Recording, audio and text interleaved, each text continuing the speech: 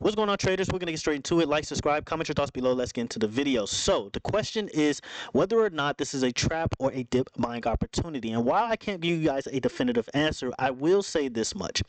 This is simply what I plan on doing. I think the best decision you can make heading into tomorrow is not trade at all. Unless you're a scalper or a day trader.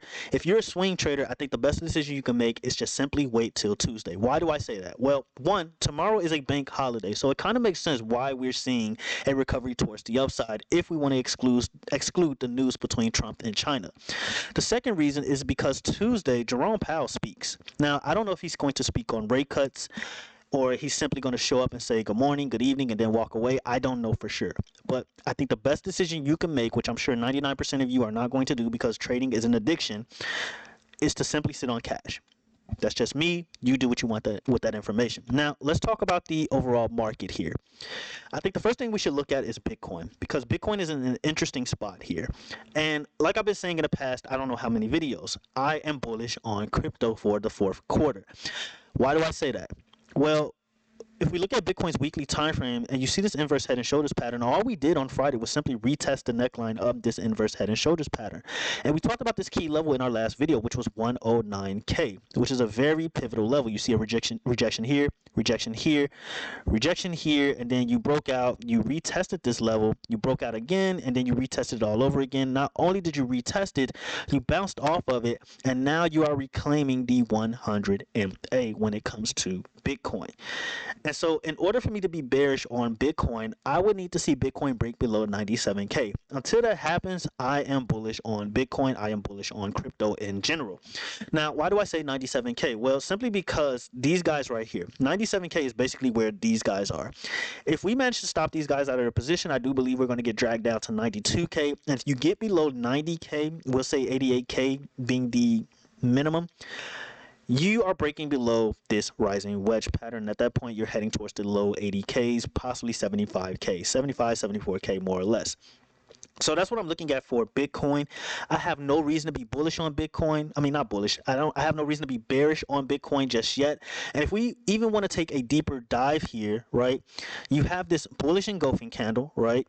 Not only do you have this bullish engulfing candle, but you have bulls here, you have a structure here as well, and then you have multiple structures here, or multiple bulls in this area here and here as well. So it's going to be very hard for Bitcoin to break down, in my opinion, from here, right? And I'm not saying it's impossible. I'm just saying it's very hard for that to happen, and we're probably going to need some pretty crazy news, maybe some even more tariff news, for us to really break below these key levels, specifically below 109K, and actually hold, which is this inverse head and shoulders neckline. So right now, pretty bullish on Bitcoin. What I want to see here is obviously a break above previous highs at around 126K, and then from there obviously we're heading towards 130K, 135K. Highest I'm looking at is 150K by the end of the year. Can we head towards 200K? Yes, but it seems like space is very limited for us to be talking about that target. But I do believe 200K is very much possible in the future for Bitcoin. We'll talk about that when and if we ever get there.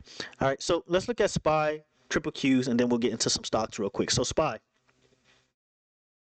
So when it comes to the SPY, right, SPY is in a very interesting spot here. We saw SPY hold 650, which I think is a very pivotal level. Let's actually go to a smaller time frame here.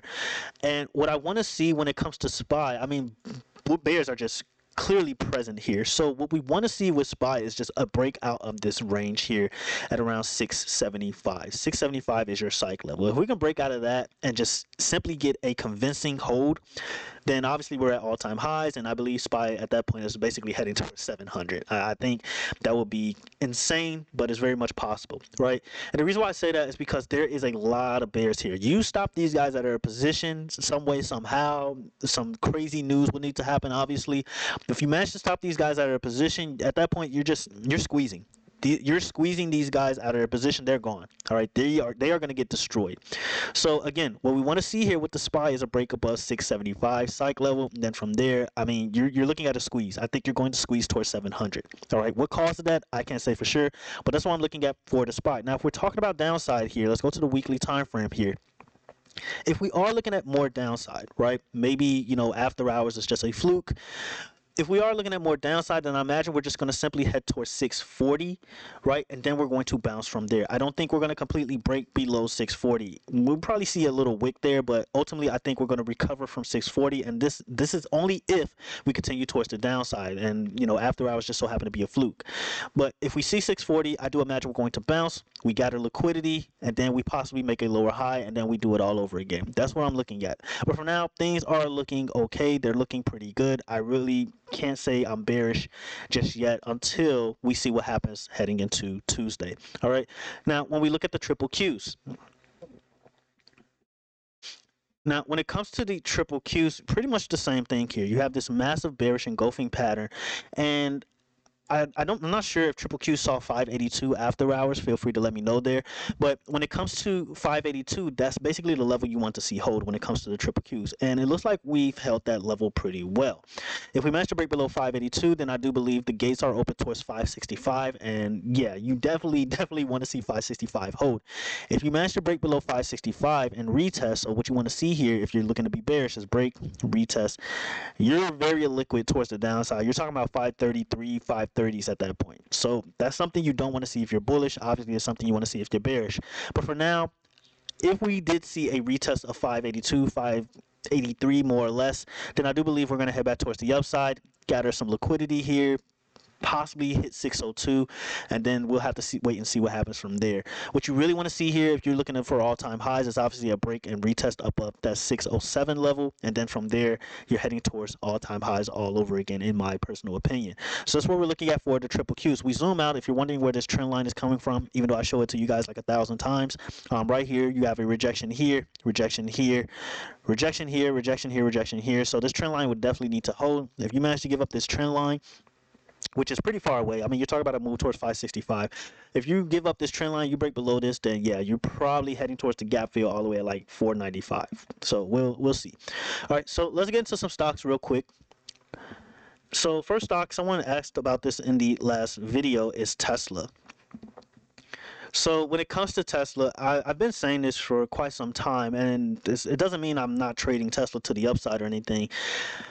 At some point, Tesla needs to get back to 360. I don't know when. I can't tell you guys when it's going to happen, but it does need to happen, in my personal opinion. And it doesn't even have to happen tomorrow. It doesn't have to happen this week or anything like that. But 360 needs to get retested. Anytime a major level like this gets left behind, then I always say it needs to get retested, and majority of the time it does happen. Now, when that happens, I can't say for sure. But as long as Tesla stays below 414, you're very much. It's very much possible that you're going to see more downside. All right. So what I want to see here when it comes to Tesla, and if we're talking about upside, is obviously a reclaim of 414, right? We reclaim 414, then you're looking at 430, 450 being the highest point. But as long as we stay below 450, I can't give you much here when it comes to upside and Tesla. As long as you stay below 450, really tough to talk about Tesla heading any much higher than that. You could easily just simply make a lower high, and then from there you're just heading back towards the downside. So if we get above 414, which I imagine we're probably above it after hours, but if you get above 414, right, and you just so happen to hit 450 all over again, you're just simply making a lower high. So what you want to see is a break above 450, and then from there you're looking at a move towards 472, wherever this candle is, around 472, 475, and then from there you really want to squeeze these guys out of their position. At that point, you're heading towards 500. But for now, any upside we see with Tesla below 450 is simply a lower high, in my opinion, in order for us to head back towards that 360 target. All right, so that's what we're looking at when it comes to Tesla. Nvidia. So when it comes to Nvidia, again, you're seeing these ugly bearish engulfing patterns all over the board, right? 184 is your key level when it comes to Nvidia. Interesting enough, when it comes to Nvidia, it pretty much hit the 21 MA, and if we're assuming that after hours is not a fluke, you're pretty much bouncing off the 21 MA, and at that point, I do believe you're just heading back towards 195. Simple as that. We break above 195.3, then you're heading towards 200. I mean, simple as that. All right. Now, my worry here is SMH, which is the semiconductor ETF, and his number one holding is Nvidia, I believe. Yeah, Nvidia or AVGO, one of them. But regardless, when it comes to SMH here, right? You go to the weekly time frame and you have created a new trend on the weekly time frame. Now remember, the original trend was all the way at 370, but since that drop on Friday happened, we ended up creating a new trend on the weekly time frame and ended up rejecting this trend. So what you want to see here when it comes to SMH is a break below. I guess you wouldn't want to see this if you're bullish, but if you're bearish, what you want to see is a break below 323. At that point, I do believe you're heading towards 298. Keep in mind that this doesn't happen overnight or anything like this, or at least I don't expect it to happen overnight. But if you can't hold 323, you're heading towards 298. All right, you are heading towards 298, and I imagine that's going to put Nvidia at 150, which I do believe Nvidia is a beautiful, beautiful buying opportunity if we just so happen to be blessed to see 150 on Nvidia, which I do think is going to happen. It's just a matter of when. So this is my worry when it comes to SMH. Best case scenario, if you're looking to be bullish here, you simply gather liquidity, you simply retest up here, possibly form a double top, and then you head back towards the downside. All right, that's what I'm looking at. And I don't know why. Let's go to the daily time frame here so it makes more sense to talk about a double top.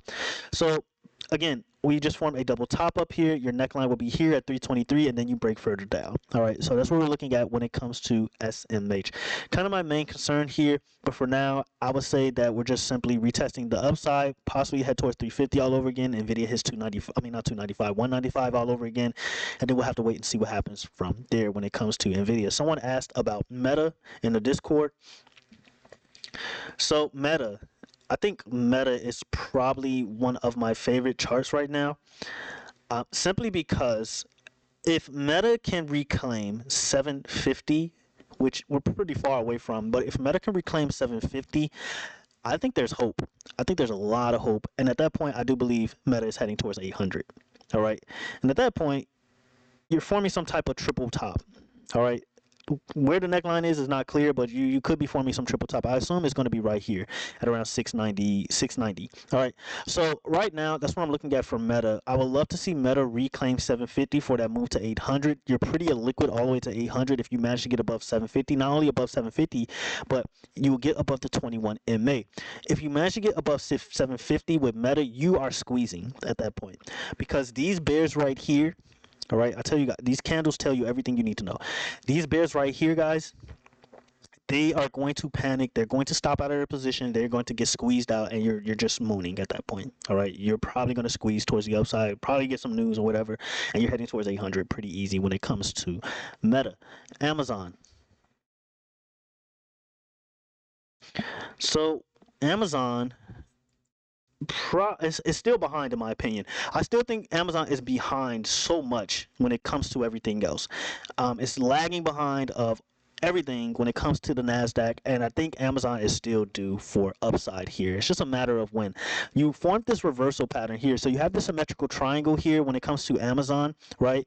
You bounced here, you have multiple bounces here, and then you ended up forming this reversal hammer pattern. I don't know. Regardless, it's a reversal pattern. I don't know every single reversal pattern out there, but right now I think Amazon is going to head back towards 230 if the market remains bullish from this point on. From there, what happens, we'll have to wait and see, but you don't have three touches at the top of the symmetrical triangle, so it's very much possible that Amazon heads back towards the 240s. We'll have to wait and see. I still think Amazon is undervalued, but hey, the market's going to do what the market does. We'll have to wait and see what happens there. Apple formed a reversal pattern as well. I was really hoping that Apple just at least see 270, 280, but that didn't happen. We hit our price target at 260, so I'll take it. But you ended up forming this reversal pattern here. What you want to see with Apple is a reclaim of 250, right? 248.3, 250, regardless. And then you'll see a move towards 255. You get above 255, you're heading towards 257, 260 range, all right? So that's what we're looking at for Apple, all right? And that's pretty much all I'm going to go over in this video, guys. Ethereum. When it comes to Ethereum, guys, Ethereum looks fine to me. I don't see a reason. Again, I just don't see a reason to be bearish on crypto, right? You look at the weekly time frame for Ethereum. Wow, if you look at the weekly time frame for Ethereum and you're forming a bull flag, right? I mean, clear as day. Your flagpole's right here, and then you're just bouncing back and forth. I wish I caught that move of 3,500 when it comes to Ethereum. I ended up missing it. I think I was asleep during the time. I mean, it's clear they bulls are right here. Like this structure right here is so strong. I wish I would have caught this move to 3,500. Right, it wicked all the way down here to 3,500, and then these guys stepped in, and it's back in the bull flag. So yeah. Another reason for me not to be bullish on crypto. Ethereum is forming a bull flag. Bitcoin bounced off its inverse head and shoulders neckline. I mean, I just don't see it. All right. So you guys let me know what you guys think in the comments below. Until the next video, traders, have a good one.